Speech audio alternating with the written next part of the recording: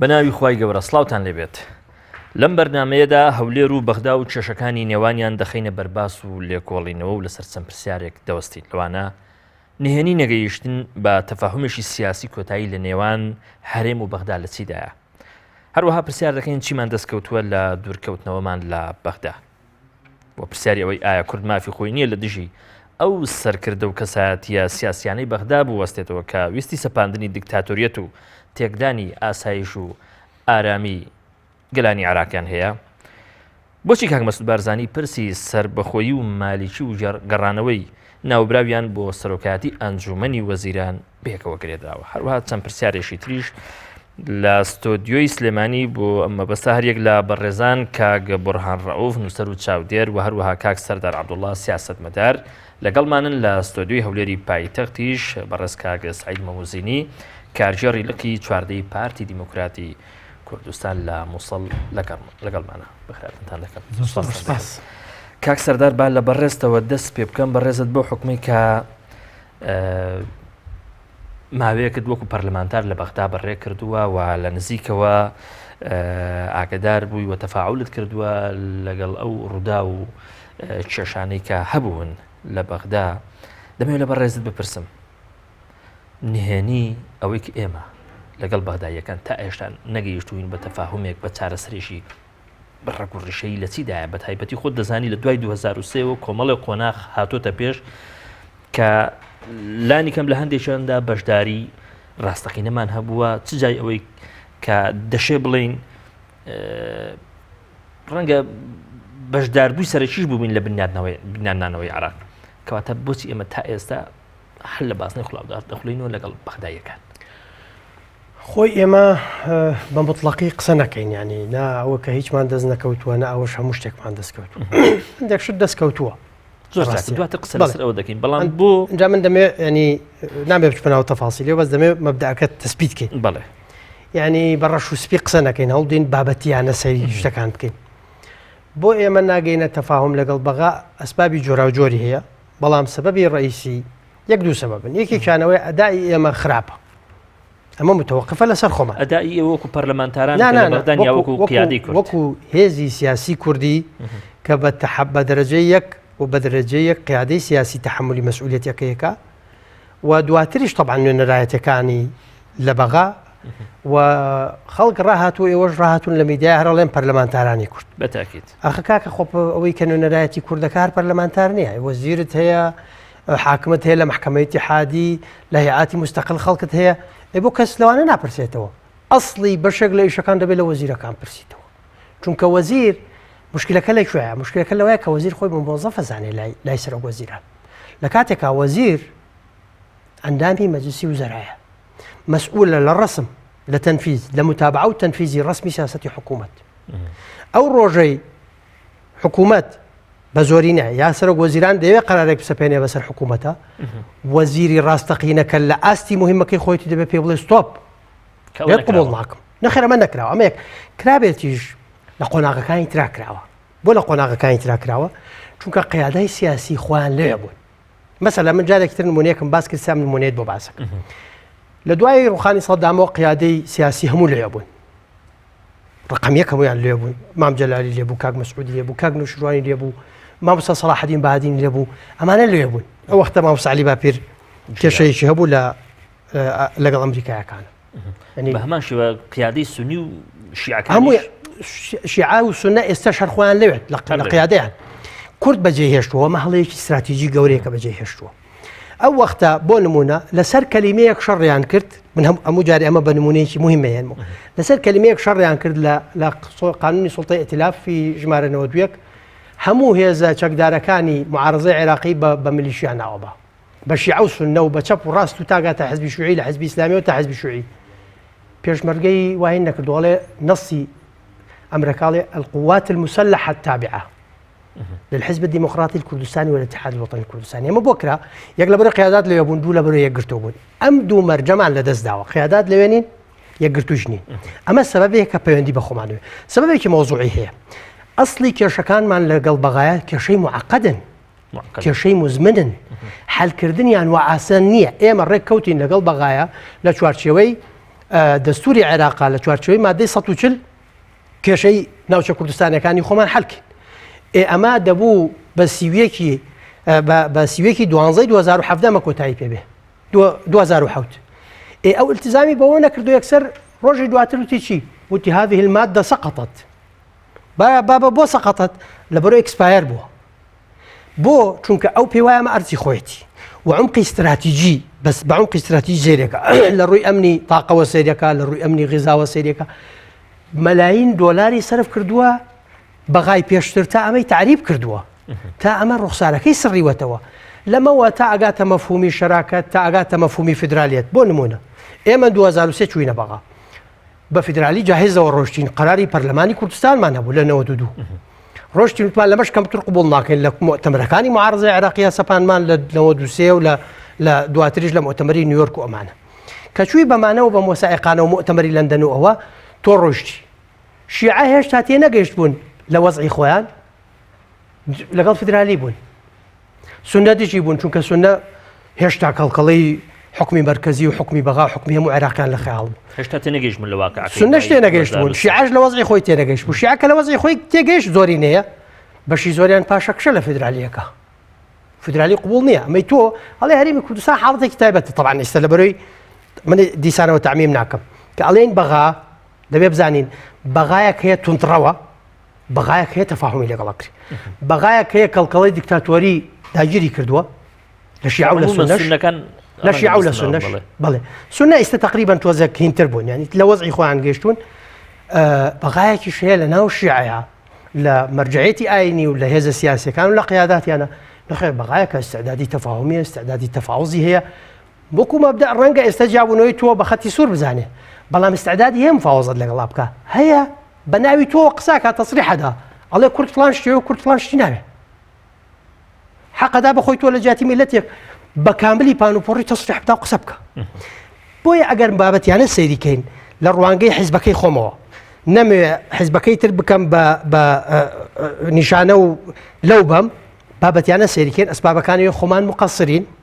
قیادات بەغایان تۆڵ کردووە یەک ریز نین یەکگرتوونین ڕوئیەمان وازەح نییە متفق نین لەسەرەوەی چۆن لەگەڵ بەغاش تەعامل بکەین و ئەمە لە دوای شەڕی مووسڵ تەداعیاتی زۆرتر سناکێ بێگەر عیلاجی نەکەین زۆر چاکە دووش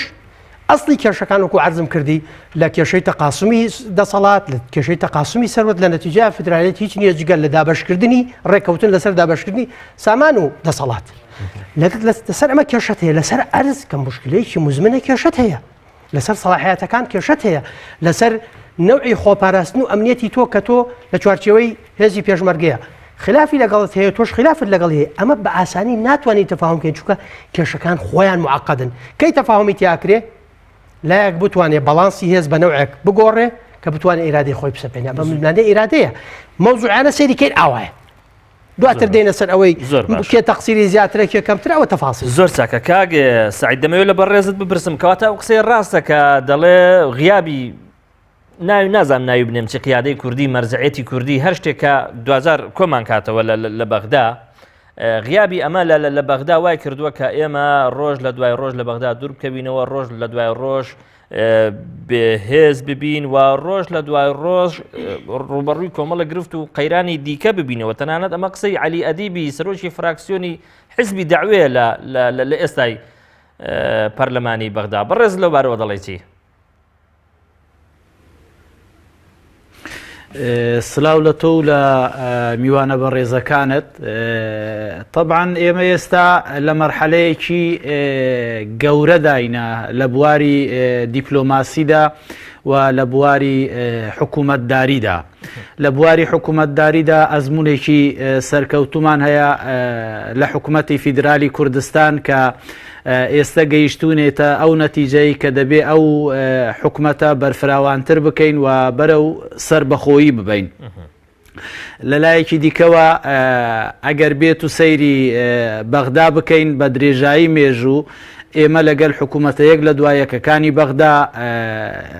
لە پەیوەندیەکانمان هەوراز و نشێوی زۆرمان بڕیوە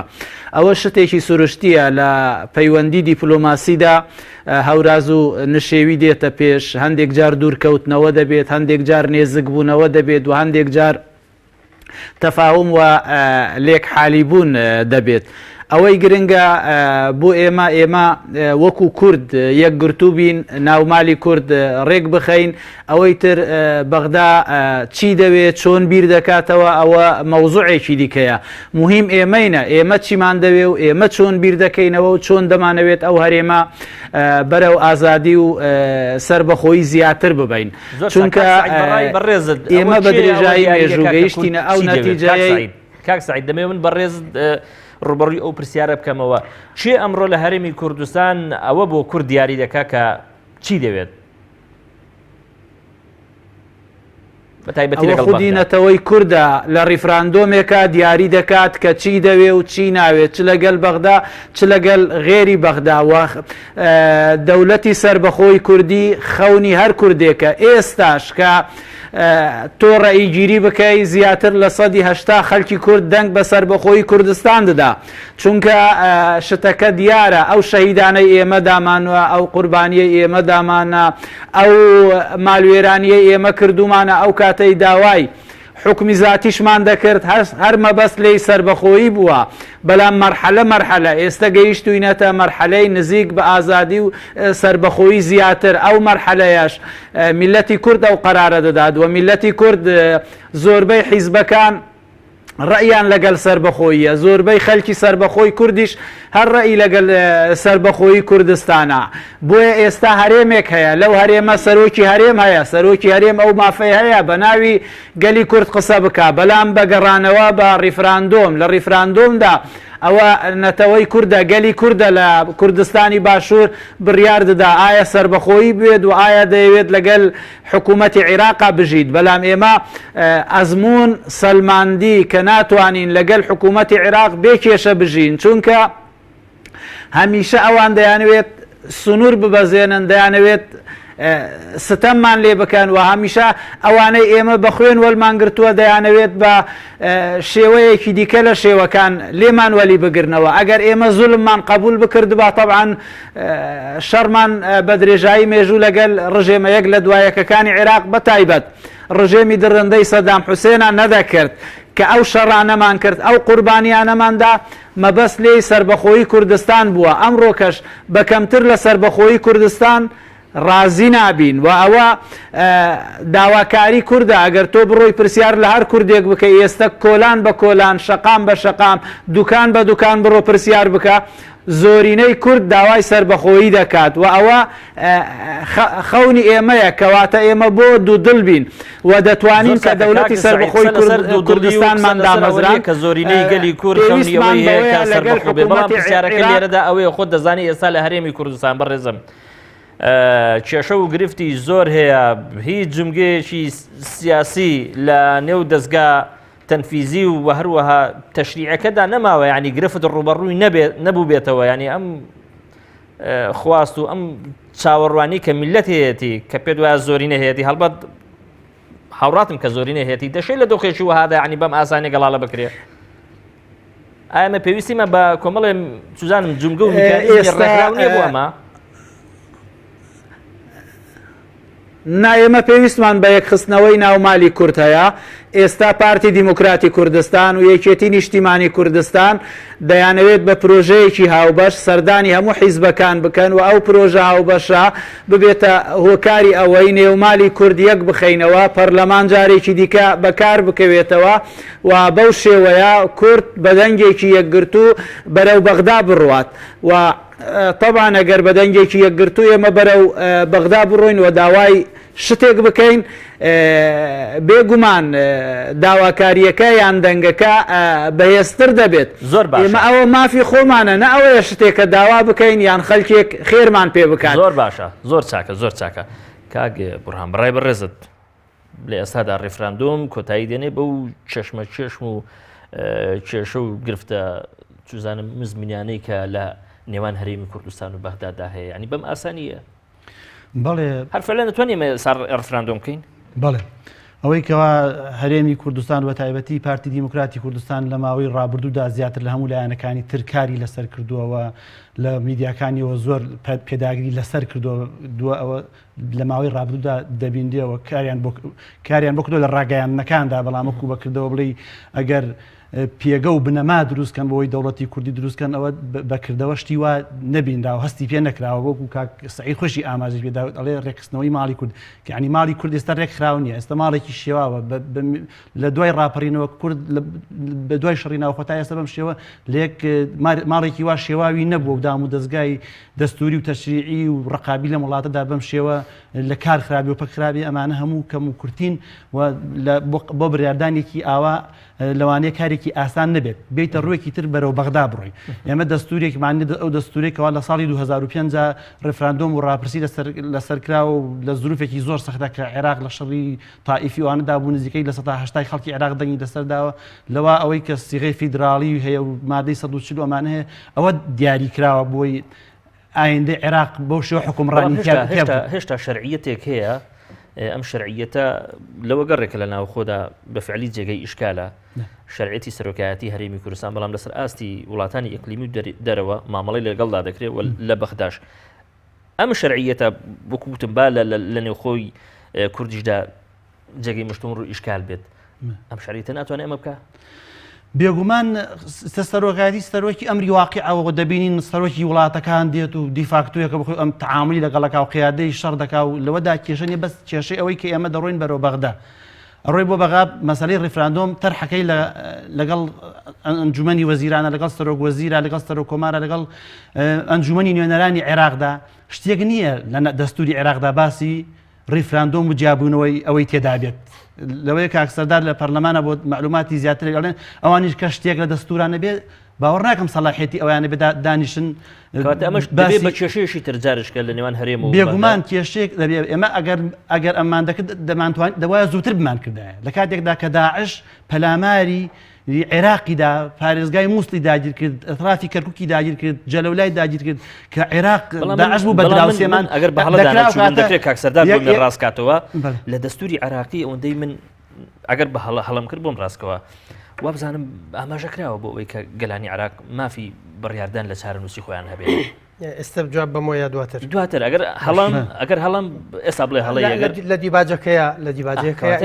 ئیشارەتێک لە دیباجە هەیە سەنەدێشە قانونیمان هەیە بۆ ئەوەی ئەمە بکەین لە دیباجەکەیە ئیشارەتێک هەیە بەڵێ کە لە کاتێکداوەکو ئەوە دەزانین و دەبینین وەزعی عێراق ئێستا تووشی چ بنبەستێک بووە وەکو ترامپ لە بانگەشەی هەڵبژاردنەکانی شاوتی و لە دواتری شاوتی وتی شتێک نەماوە بە ناوی عێراقەوە عێراقی یەکگرتووەکەوا بکرێت لەوانەیە هەندێک چاودەرگرنت ئەو بڕایڵێن تێکدان و لەتکردنی عێراق لە گرێدانەوەی و یەکخستنەوەی لەوانەیە ئاسانتر بێ ئەوەنە یەکگرتنەوەکەی قورسە ئەوەنە بنەمای هاوبەش لەم وڵاتەدا نەماوە خەڵک پێکەوە بەستێتەوە ئەو دەستورێکەوە باسمان کرد و ڕێفراندۆمی لەسەر کراوە ئەوە تاکە بنەمایەکە بتوانێت گەلانی عێراق بێست ئەویش یەک پیتی لێ جێبەجێ نەکراوە هەر لە مادەی 140 و مادەکانی ترەوە دەبینین سونە بە شێوەیەک پەراوێز خراوە کورد بە بۆنەی کێشەی نەوت و غاز ئۆشتانەوە بودجەی بڕاوە داهات و بژێوی خەڵک و فەرمانبەرەکانی تێکەڵی بەو قەیرانە سیاسیانە کراوە بێبەش کراوە لە پاروی ڕۆژانەی خۆی هەموو ئەم بنبەستانە کیفایەتن بۆ ئەوەی کەەوە کورد بەرەوە بڕا بەرە و ڕێفراندۆم بڕا و ڕێگەیەکی تەڕەڵ چونکە ڕێگەی ئەم ڕێگەی پێکەوە ژیانەگە لە ڕابردوودا بینیمان لە 80 ساڵی ڕابردووی زەمەنی حکوومەتێک دوایەکانی عێراقدا ئەگەر سونە باڵا دەست بێ لە عێراقدا دیکتاتۆرەتی سونە بەسەر شیعە و کورد دازاڵ بوو بەداخەوە لە دوای 2023 ئەو پرۆسی ئازادی کەوا لە عێراقدا ڕوودا نووسینەوەی دەستور بینیمان لایەنێکی تر ئیرادی خۆی فەرز بکە من کاتی خۆی لەسەرشی نووسیوە لە دیکتاتۆرەتی سونە بەرەو دیکتاتۆرەتی شیعە ئەوانی ژیانوێ هەمان ئیرادی خۆیان بەسەر پێکهاتەکانی تری عێراق ئەسەر بکەن لەبەرەوە ئەو سیغەی کەوا پێکەوە ژیان لە عێراقدا لەو دەستورەشدان ئەوە شکستی هێنا و نەیتوانی ئاسوودەیی و خۆشگوزەرانی بۆ گەلانی عێراق دابین بکات قسەکەی جەنابێت لە نوێترین لە دوانیدا مالیشی بۆ یەکی لە ڕۆژنامە هەلیە کوردیەکان تاکید لەوە دەکاتەوە کە لە قۆناغی داهاتوودا پێویستە ڕەچاوی زۆرینە بکرێ و ئەزمموی شەراکەتمان ئێمە تاقی کردوتەوە کە تا ئێرە جگە لە فەشەل هیچی بۆ عێراقیەکان دەسەبەر نەکردووە کەواتە فعلەن ئەگەری ئەوە هەیە کە عێراق جارێکی دیکە بەرەو بێگومان ئێستا وەک پێشتر ئاماژەکردن لەوانەیە لەتکردنەکەی لە پێکەوە ژیانەکە و گرێدانەکەی بێکەوە ئاسانتر بێت زۆر چاکە کاکە سەردار دەمەوێت لە بەڕێز بپرسم ئەوەی کە لە دیباجەی دەستوری عێراقی داهاتووە چۆن دەکرێت ئێمە لە ئێستادا ئیستقلالیکەین بە شێوێشی دروست تاوەکو لە نێوان خۆمان و بەغدادا کێشەیەکە ئیزافە نەکەین خۆی من تۆزێک مۆزوعی قسە بکەیم زانە یان ئەمە ممکن نییە لا من ئێستا دەبێ بڵێم مۆزوعی قسە بکەین جارێک تۆزێک هەڵدەین ئەرکی سیاسی ئەوەیە کە وا ئەوترێ وا دیعاکرێ لای من ئەمە مەبدەعە کێ بڕای پێێتی مشکلی خۆیەتی یا بڕای پێنیە من بڕۆم پێێتی ترتیبی ئەولەوێتی بەرژەوەندیەوەیە کە تۆ بەرژەوەندی باڵا لەسەر و بەرژەوەندی حیزب و بەرژەوەندی حیزب لەسەر و بەرژەوەندی شخصی خۆت لێرە لە وڵاتێمە ئەم هاوکێشەیە هەڵگەڕاوەتەوە بۆیە بینی بەرژەوەندی شخصی لە ناو حیزبی شاجاری وایە کە تۆ یەکێک قساکە ئەو ڕەنگە حسابی ئەو بکە کە ئەمە لە ناو حیزب بۆ خۆی وا باشترەوە قسە بکە ناو جەماوەڕەکە دەنگێکی زیاتری پێێنی ئەمە ئیشەکەی هەڵگەڕاوەتەوە بینەوە سەر ئەوە ئەگەر مەوزوعیانە مناقەشە لەمە بکەین مجموعەیەک شت هەیە بێڵێ ئەسڵی سیاست و ململانەی سیاسی ململانەی ئیرادەیە لە مفاوەزاتە دوو ئیرادە ململانەیەکەن ئەدەوات و ئەوراقەکانیان بەکارهێنن بۆ سەپاندنی ئیرادە و چێ گەمەی جوانتر بکە کێ ئەوراقی باشتر بێ و کێش باشتر یاری بکە ئەوەی باتەوە جاری وایە یاریکەرێکی باش بە ئەوراقی زەعیفەوە توانێ بە خەساری کەم و بە دەستکەوتی زۆرەوە دەرچێت ئەگەر لە جەنگیش بێ دیسانەوە جەنگ منەزڕەکانی جەنگەڵێ ململانەی ئیرادەیە لە جەنگێکە سوپایەک نایەوێ هەموو سوپاکەی تر بکوژێ دەوێ بیبەزێنێ بۆی ملی پێکەچکە بۆ ئەجندا ئیرادەکەی خۆی کێشەی کورد لە نبوونی یەک ئیرادەیە ئەم دابەشبوونی ئێستا هەمانە یەک ئیرادە کوردی یەک ئیرادە نەکردووە گەیشتووەتە ئەوەی لە قانونی ترسناکی حەشی شعبیە بەیەکەوە نەبن لە قانونی بودجەیە کە پەیوەندی بە قوتی خەڵکەوەی بەیەکەوە نەبن ئەمە لە سەردەمی ڕابردووە سوڵتە و معارەزەش بووین لە کوردستانە نەمانهێشت ئەم دابەشبوونە بچێتە بەقا ئەمە بەدبەختیە ئەمە کارەساتە نەبوونی یەک ئیرادەیی کە نەتیجەی ئەوەیە کە تەرتیبی ئەولەویاتی ئەساسی ئەگۆڕیت بەرژەوەندی حیزبەکەم لەسەر و بەرژەوەندی خەڵکە و بەرژەوەندی حیزبەکەم لەسەر ئەساسی بەرژەوەندی خەڵک و وڵاتەکەم تحقیقەکەم ئەمەی لەیەکەوێتەوە بۆیە ئەم تەرتیبە بێ بگۆڕین ئەم مەسەلەیە کە ململانەی ئیرادەیە تۆ دەبێ یەک ئیرادەبی ئەدەواتی بەقووەتت دەبێ بەم تەنسیق و بە منەظەمی یاری بکەی بۆ کۆی جەنابەت ئەمەمان نییە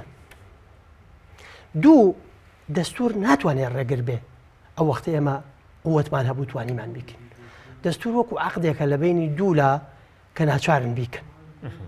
ئەو وەختەی قوولایەنێکی قووەتی هەبوو ئەو دەستورە خەرقەکە خەرقێکە ئێستا دەستور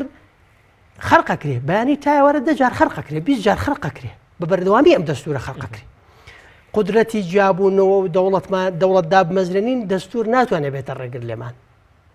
نەسێک لە دەستورە ئەگەر قودرەتمان نەبێت جێبەجێکەین ئەو نەسە ناتوانێت بێتە زامنی جابوونەوە دامەزرانی دەوڵەت لەبەرەوە پەیوەندی بە قووەتەوەی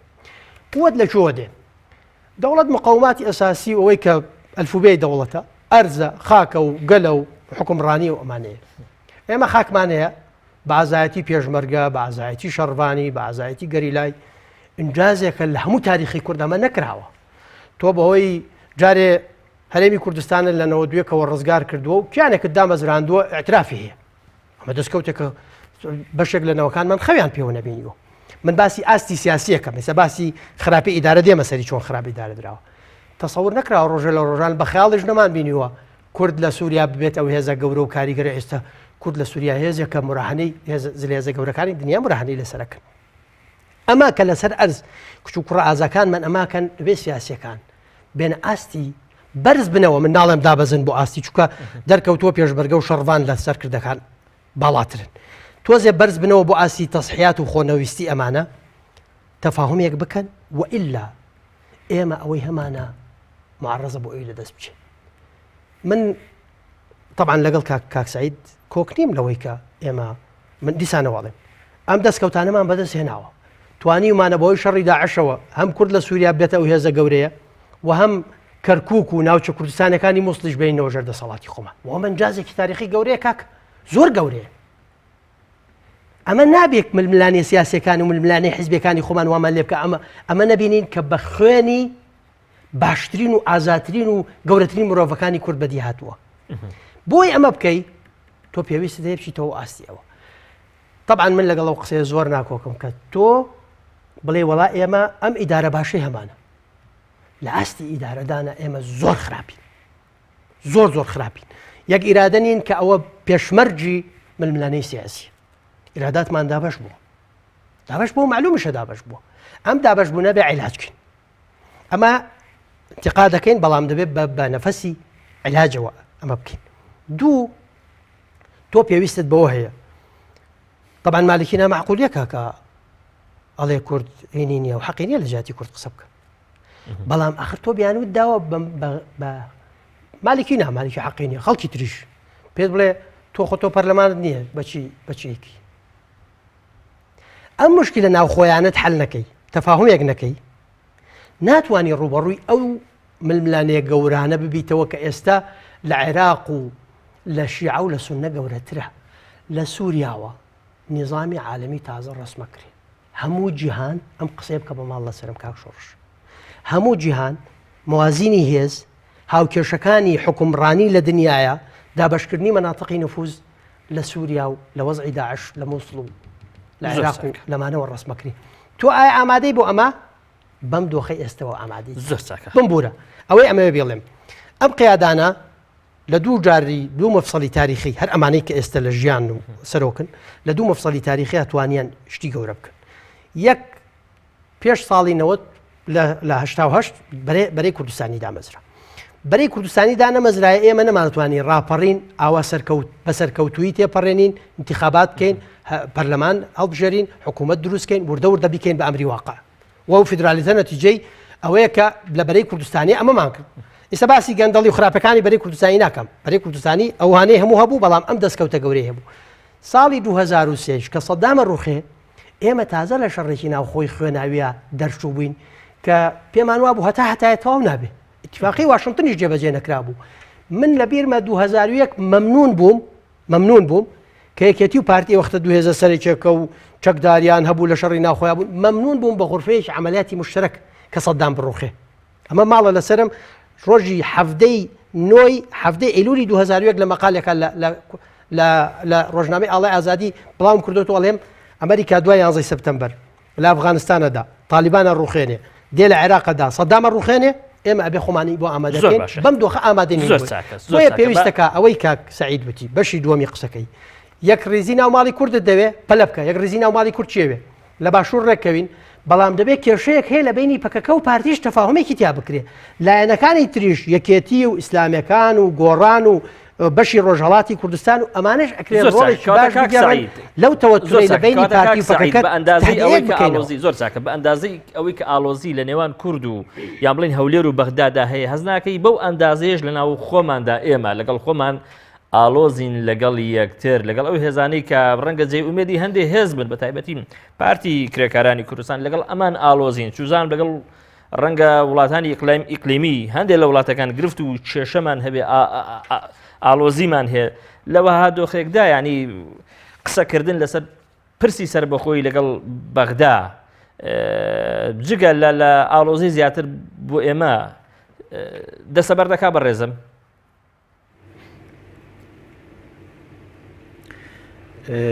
طبعا من لەگەڵ زۆر لە قسەکانی کاک سەردارە کۆکەم ئەوەی ئیتیفاق یان قەرارداد مۆر دەکرێت لە هەموو جیهاندا ئەوەی کە هێزی هەیە ئەوەی کە براوەیە هێزی خۆی فەرز دەکا لەسەر لایەنی بەرامبەر. طبعا ئێمە لەگەڵ بەغدایە پێمان خۆشە بگەینە سەربەخۆیی بە تەفاوز و بە دایەلۆک دوور لە کێشە دوور لە شار دوور لە خوێن ڕێژی چونکە ئێمە و شیعە بمانوێنەمانەوێت مێژوویەکی درێژمان هەیە پێکەوە شان بەشان دژی دیکتاتۆری پێشووی عێراق شەڕمان کردووە و هەردوو لامانی وەکو یەک چەوساندۆتەوە و هەردوو لاشمان وەکو یەک چەکمان هەلگرتووە بەرامبەر ڕژێمی بەعسی ڕووخاو و لەوە زیاتر برایانی شیعە دەبی بزانن و زۆریانیش بەوە دەزانن کە ئێمە ئەوانمان پەناداوە لە شاخەکانی کوردستان و ئەوان بەواستەی ئێمە هاتوونە شەڕی دیکتاتۆریەتیان کردووە نە هەر ئەوان هەتا حیزبە معارەزەکانی عیلمانیش لە حیزبی شوعی بەگرا تا حیزبەکانی دیکەش هەموو هاتوونە خۆیان هاوێشتۆتە شاخەکانی کوردستان و پێشمەرگە ئەوانەی لە ئامێز گرتووە ئەو جا شەڕی بەعسیان کردووە. کاک سەعید بەڕێز لە دوای سەرهەڵدانیش ئەو هەرێمە کاک سەعید ئەم خیتاب و ئەم وەرەقە مێژوویە چی دیکە توانای ئەوەی نەماوە ینی ئیدارەی پەیوەندیەکانی نێوان کورد و بەغدا بدا کورد و ئەو لایەنانەی کە بەڕێزت پێیان وایە پێت وایە قەرزداری کوردن تەواو ینی کۆتایی پێهاتوو ئیتر ئەمان بەبووتە چیرۆکێکی مێژووی بەڕێزم ئەوجا لێرە ئێمە بۆ گفتوگۆ دەڕۆینە بەغدا طبعاً نێردەی ئێمە کە دەڕۆن نێردەیەکی یەکگرتوو بیت پەیامێکی یەکگرتووی هەبیت ئەوان کە وەرگرن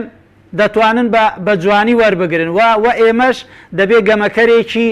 باشی سیاسی بین سیاست هەم گەمەیە و هەم گەمەکەرێکی باشی دەوێت کە چۆن لە بواری دیپلۆماسی بتوانیت ئەوەی هەیتی تەفاهم لەگەڵ لایەنی بەرامبەر بکە کە لایەنی بەرامبەر بەخۆشی لێتی وەلبگریت ئەگەر بەخۆشی لێتی وەلنەگرت و وەکو ڕژێمی بەعسی ڕووخاو بیر بکەنەوە لەوانەیە کێشە لە نێوان ئێمە و ئەوانە ڕوو بدات ئێمە کە دەڵێن دەڕۆین بە گفتوگۆ لەگەڵ ڕژێمی ئێستای عێراق کێشەکە چارەسەر دەکەین و باسی سربەخۆیی دەکەین بۆ ئەوەیە کێشە ڕوونەدات بۆ ئەوەیە خوێنڕێژی ڕوونەدات بۆ ئەوەیە بکوژرێت نا عەرەب بکوژرێت بۆیە دەڕۆینە بەغدا بە تەفاهم و بە شێوەیەکی دایلۆک دەتوانین ئەو کێشەیە چارەسەر بکەین و ئەوانیش گلۆپی سەوزیان هەل کردووە کە ئێمە دەتوانین لەگەلیان باسی سربەخۆیی بکەین و ئەوەی کە دیارە ئێستا عەبادی لەوانەیە زیاتر نەرمی بنوێنیت لەوەی کە مالیکی هەیبوو و ئەو کەسە کە سربەخۆیی کوردستان خەتی سوورە نابیت باسی بکەیت ئێستا نەرمی و تەفاهومێک هەیە بۆ قسەکردن لەسەر پرسی سربەخۆیی لە هەرێمی کوردستان بەڵام هەز ناکەی لە ناوەخۆی هەرێمی کوردستان قسەکردن لەسەر بابەتی سربەخۆیی جگە لە قسەکردنیشی ئەعلامیانە هیچی ترنیە تا ئێستا نەچۆتە ناو وەرەقەی سیاسی نێوان هێزە سیاسیە کوردیەکان ئەمەش بەخۆی گرفتێک نییە بەڕێز خۆی یەکنەبوونی مالی کورد بەلێ گرفتێکە کەس ناتوانێت ئینکار لەوە بکە بەڵام هەوڵ هەیە بۆ یەکگرتنی ناو مالی کورد هەوڵ هەیە مهم ئێمە زۆرینە یەک بگرین مەرج نییە هەمومان یەک بگرین زۆرینە یەک بگرین و زۆرینە لەگەڵ سربەخۆیی کوردستان بین و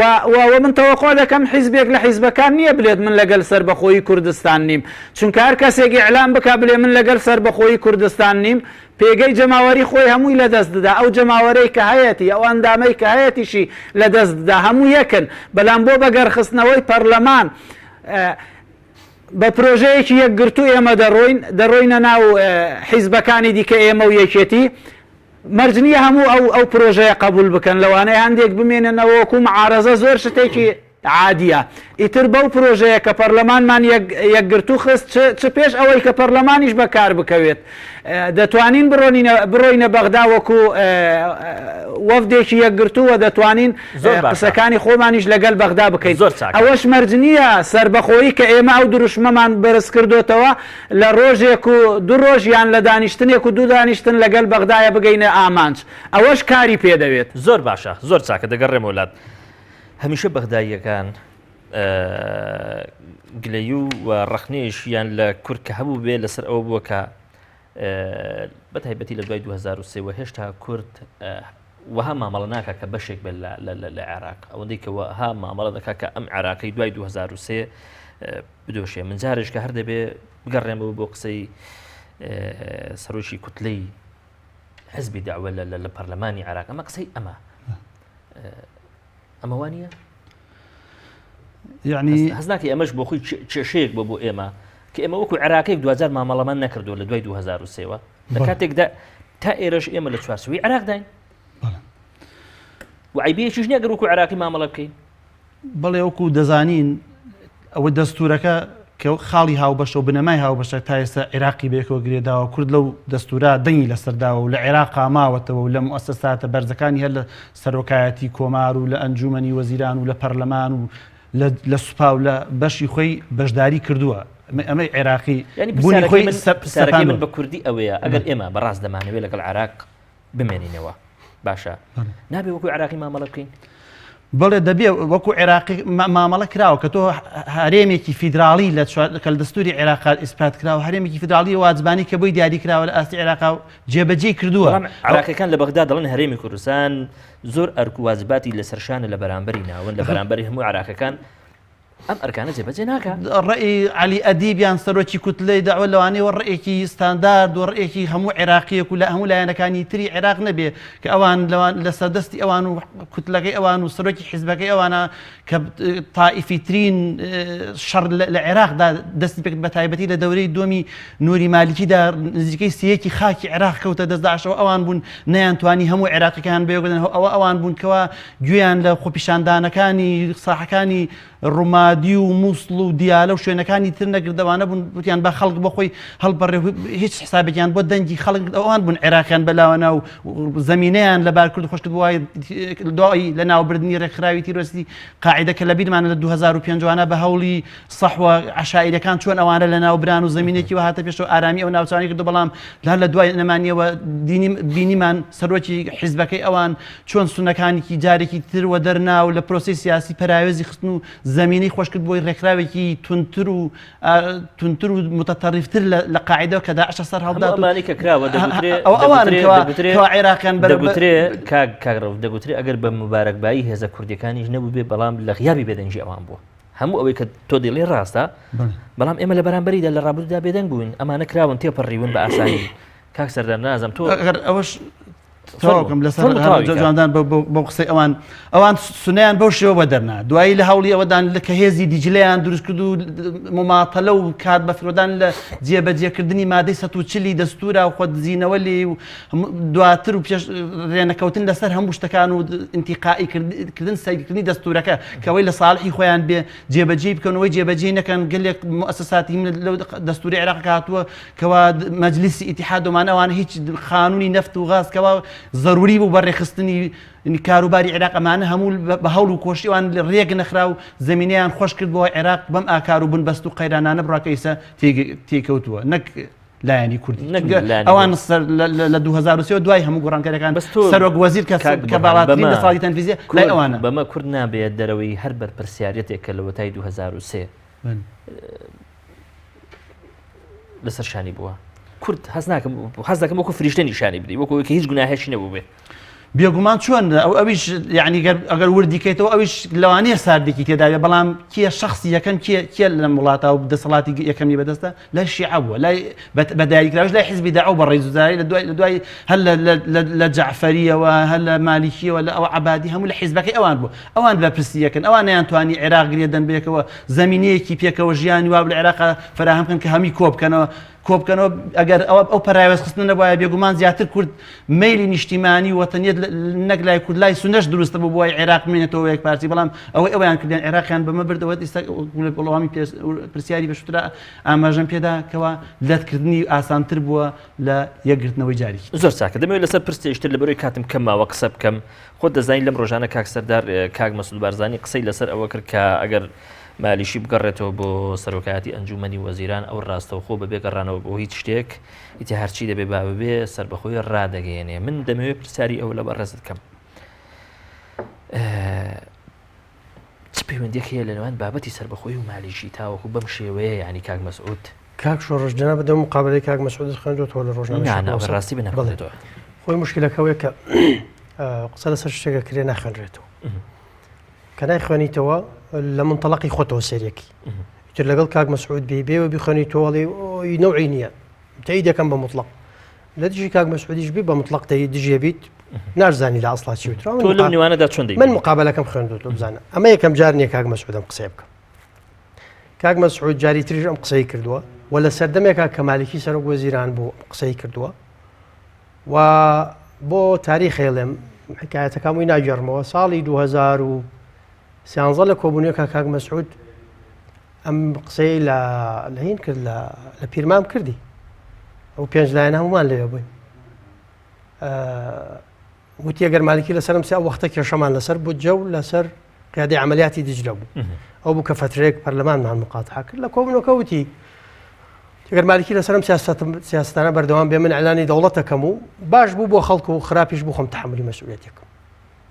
لەو هەموو برادرەی ئەو چوار لایەنە لێبوون کەسێک قسەی نەکرد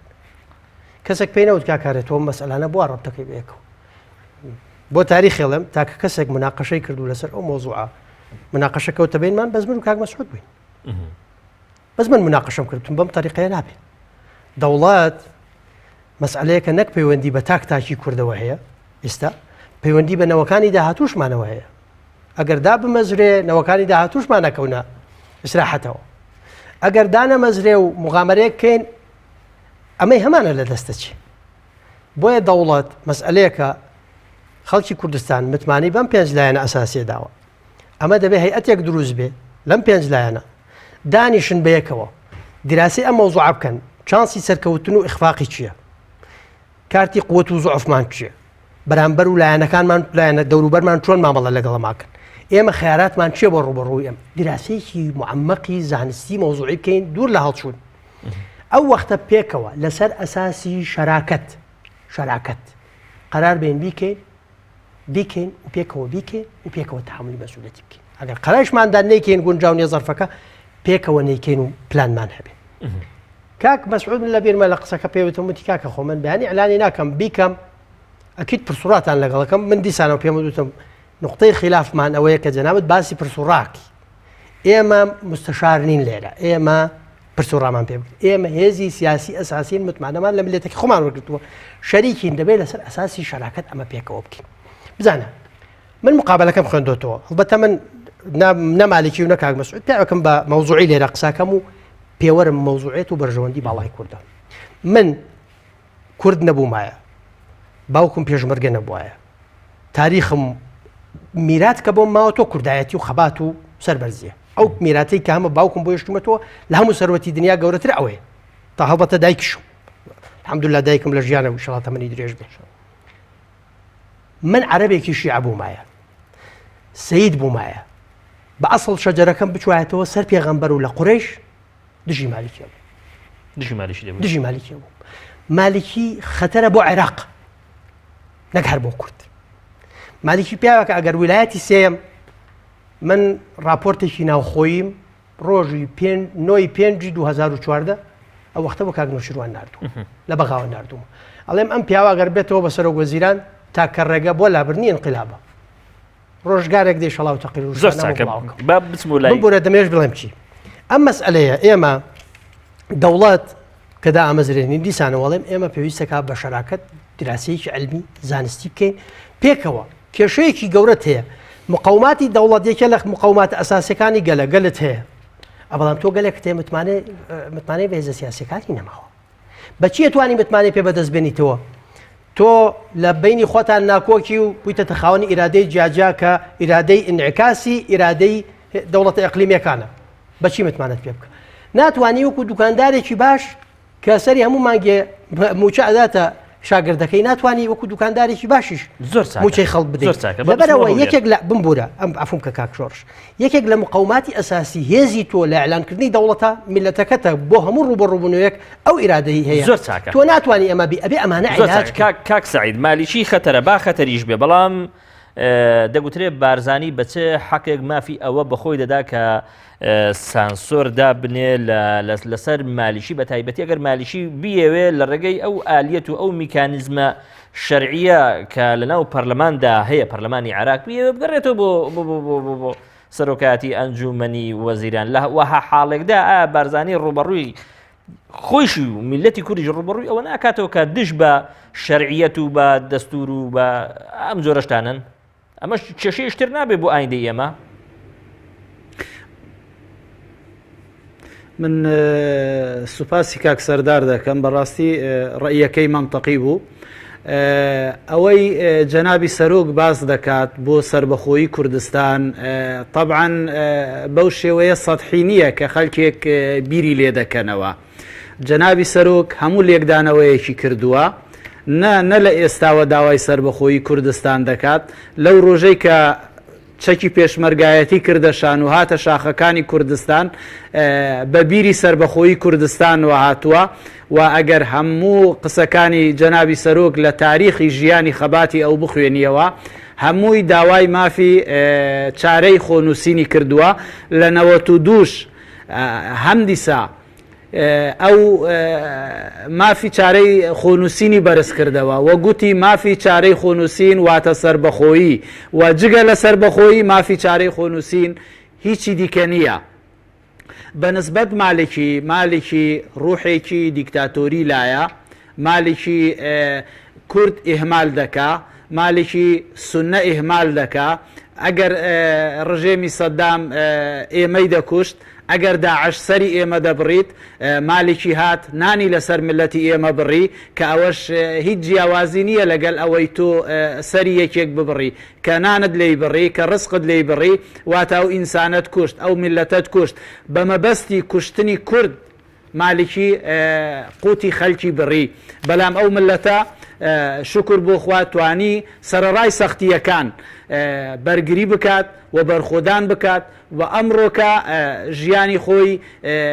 ئەم ساڵ لە ساڵی پار خۆشتر دەکا. و ئەوەی کە سربەخۆیی کوردستانە جەنابی سەرۆک زیاتر لە پێنج لایەنە بیر دەکاتەوە. دەیەوێت هەموو حیزبەکان بینێتە ناو ساحەی سیاسی سربەخۆیی کوردستان و هەموو حیزبەکانیش تێیدا بەشدار بن لە سربەخۆیی کوردستان. جەنابی سەرۆک ئەوەی لێ نێزک بیت و ئەوەی قسەکانی تەحلیل بکات مەبەستی ئەوە نییە شخصی خۆی سربەخۆیی کوردستان ڕابگەیەنیت. دەلێت هەمومان پێکەوە وەرن سربەخۆیی کوردستان ڕابگەیەنین و حیزبی بچووک و حیزبی گەورە هیچ یەکێکیان پەراوێز نەخرێن، هەمویان تێیدا بەشدار بن. بەلام خەلکێکی دیکە هەیە چاوی هەڵنایەت لەوەی کە جەنابی سەرۆک ئالای سربەخۆیی کوردستان بەرز بکاتەوە. جەنابی سەرۆک دەڵێ کێ ئالای سربەخۆیی کوردستان بەرز بکاتەوە؟ ئێمە لەگەڵ ئەو کەسەینا. کاکە کێشەی تو چارەسەر نابی تا تو دەولەت نەبی، تا تۆ نەبیە دەولەت. ئەفغانستان لە چەند وەزعێکی خراپدایە چونکە دەولەتە دەتوانیت خۆی لەسەر پێ ڕابگریت. تۆ تا ئێستا دەولەت نی، هەرێمێکی فیدرالی دیموکراتی سربەخۆی و خەلکێک اعترافت پێ دەکا لەبەر ئەوەی کە تۆ سیستمێکی دیموکراسی و تۆ توانیوێتی سیستمی دیموکراسی پێڕەو بکەی و تۆ توانیت داعش شکست بدەی و تۆ توانیت ڕێگا بۆ سوپای عێراقیش بکەیەوە کە بێت مووسڵ ئازاد بکات. ئەگەر پێشمەرگە ڕێگای بۆ سوپای عێراق نەکردباوە، سوپای عێراق نەیدەتوانی مووسڵ ئازاد بکات. کەواتە لە شکستی داعش هێزی پێشمەرگەی کوردستان سبب و ئەگەر وە کلیلی سەرکەوتن بووە بەسەر تیرۆریستانی داعش. زۆر قیادەی عملیەکە جەنابی سەرۆک بارزانی دەکا وەکو ئینسانێکی کوردوە جەنابی سەرۆک ئیشەکە لە کۆتایی بەرنامەکە بن خۆیان لە سربەخۆیی کوردستان نەکەنە خاوەن، ئەوە جەنابی سەرۆک خۆی لێ دەکاتە خاوەن. زۆر چاکە. کاگە بڕهان دەگوترێ لە ئێستادا کێشەی هێز و کەسانێک لەگەڵ بەغدا بەتایبەت لەگەڵ مالیشی و لەگەڵ شیعە لە ڕاستیدا بەرمەبنای خواست و ئەو کێشانە نییە کە کورتەتی لەگەڵ بەغدا ئەوەندەی ڕنگدانەوەی بۆچوونی سعودی و تورکەکانە لە هەمبەر شیعە و ئەو حکومەتێکی ئێستا عێراق بەڕێوە دەبات. بەڕاست ئێمە یان هێز و کەسانێکان لەژێر کاریگەری تورک و سعودیەکاندا بە وەکالەت شەڕی شیعە بکەن. بەڵێ بێگومان ئەگەر سەیری ئەم ناوچەی خۆمان بکەی ناوچەیە کە باگاویە بە ئەم ململانی تائیفی و نیکیانی کە لە ناوچەکەدا هەن لە سەدان ساڵ پێش ئێستەوە هەر لە سەردەمی عوسمانی و سەفەوی و ئەم سوراعە قەدیمە هەیە، ئێستاش جارێکی تر بە شێوەیەکی تر سەری هەڵداوەتەوە ئەم سوراعە بوونی هەیەەوە لە کێشەکانی سووریا، عێراق هەمووی ڕەنگی داوەتەوە و دیارە و پێشڕگەکانی ئێران لە وڵاتەکانی ناوچەکە داوەتە هەموو ئەمریکا وڵاتە ڕۆژئاوایەکان ترسیان دێنیشتووە لەوان ئەوان لە هەوڵی ئەوەدان پێشگیری لێ بکەن تورکیا لە لایەکەوە لە ترسی ئەوەی هەیە لە هیلالی شیعی دروست بێ. بەڵام من تۆ کورد لەم بێنەدا کە لە دراوسەی ئەم وڵاتانەیەوە دەبێت کێشەکە لێرەدا کورد بۆتە بەشێک لەم معادلە. ئێستا هێزێک کەسێک هەیە شەڕی سعودیە و شەڕی تورکەکان دەکات یان بڵێ شەڕی شیعەکان دەکات لە بەرژەوەندی تورک و لە بەرژەوەندی سعودیەکان. هەوڵی ئەوە هەیە وڵاتەکانی دراوسی ئەیانێت کورد بەکاربێنن، بەڵام من تۆ سەر کورد نابێ بەرژەوەندی ئەوان ڕەچاو بکات. کورد ئەبێ ناکۆچیەکانی ئەوان دەکوترێ پێویستیمان بەوە هەیە بمانی و نەمانەوێ معادلەکە لەوە گەورەترە کە کورد بتوانێت بە بێلایانی تێیدا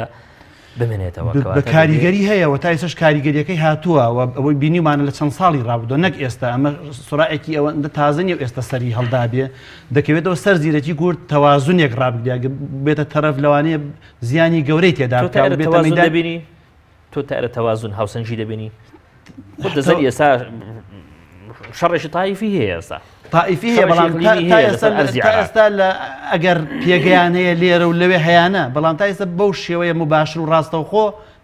کاریگەری وای نەکردووە بەڵام ئەیانەیە خۆشتا سوراعەکانی لە منتیقەکەدا یەکلایی نەبووتەوە هێشتا سووریا یەکلایی نەبووتەوە کاک سەرداریش ئاماژەی پێکرد هێشتا شەڕی مووسڵ ماوە هێشتا سونەکان ئێستاکە ڕێیان گۆڕاوە هەموو ئەمانە کورد دەتوانێت خەڵک لە ناکۆچەکان بۆ بەرژەوەندی خۆی زۆر چاکە یەک دقە بۆ تۆ دوای مووسڵ تەوەقعی دەکەی دوای کەوتنی مووسڵ هەموو ئێستا ترەمپیش هاتووە هەموو ئەگەرێک متوقع جارێ نەشزانین ترامپ چیەکە بۆ منتیقی هێشتا بەرچاوی ڕوون نییە من بەرچاوم ڕوون نییە ترامپ بە تەمایەکی بکە بۆ منتیقی ئەڵێ تەفاومەکەم لەگەڵ ڕووس و درێغی ناکەم لە لێدانی دیرۆ نبینی بە کەوتنی مووسڵ تای تەرازوی شیعەکان زۆرتر بەقوت دەبێت ئەو اعتیماد دەکاتە سەرەوەی ئێمە خۆمان چۆن مامەڵاکەین بزانە کاک شۆڕش کێشەی کورد بەشێکی لە بەغایەوە ئەو بەشە بچووکەکەیەتی بەشی زۆری لێرەیە زۆر چاکە ئەگەر ئێمە بزانە کێشە لەگەڵ بەغای ئاساییە چونکە دەوڵەتی فرەپێک هاتە لە بەلجیکا کە ئەوروپایە دو ساڵ جارێ تووشی کێشە ئەبن لە بەرەوەی فرەپێک هاتەیە کێشە دروستە بێ ئەم کێشەیە تۆ بۆ ئەوەی تایە براوەبی دەبێ بە قووت بی بۆی بە قووت بی دەبێ موحد بی بۆی ئەبێ خاوەنی استراتیژێتێک بی ئەوەیە کە من دو ساڵە لە تەلەڤیزیۆن لە میدیا ڕوبەڕوو لەگەڵ سەرۆکی حیزبەکان خوان ئەڵێم کورد ئەگەر نەبێتە خاوەنی استراتیژیێکی هاوبەش ئەیکەنە بەشێک لە استراتیژی لایەنەکانی تر خزمەتی استراتیژی ئێران و تورکیا و سعودیە و قەتەر و ئەمریکا و رووسیا ئەەکەین هەمووشی لەسەر حسابی ئێمە تەواو بێ ببینە خاوەنی استراتیژیێکی هاوبەش ئەو وەختە هەموو دنیا حسابت بۆ کە تۆ هێزێکی زۆر گەورەی لە منتیقەکەیە کورد ڕقەمێکی گەورەیە لاعبێکی خراپ زۆر چاکە زۆر سپاسانەکەم زۆر بەڕێز کاک سەردار عەبدوڵڵا سیاسەتمەدار هەروەها زۆر بەڕێز کاک بورهان ڕەوف مسەر و چاودێر وهروە زۆر سپاسی میوانە بەڕێزەکەم لە هەولێری پایتەخت زۆر بەڕێز کاک سعید مەموزینی کارژێڕی لەقی چواردەی پارتی دیموکراتی کوردستان لە شاری مووسڵەکەم زۆر سپاس دەکەم بەڕێزم هەروە سپاس بۆ بینەرانی بەڕێزیشتا لە ئەڵقەی شتر پێتان دەگەم و خاتان لەگەڵ دەستان خۆش سپاس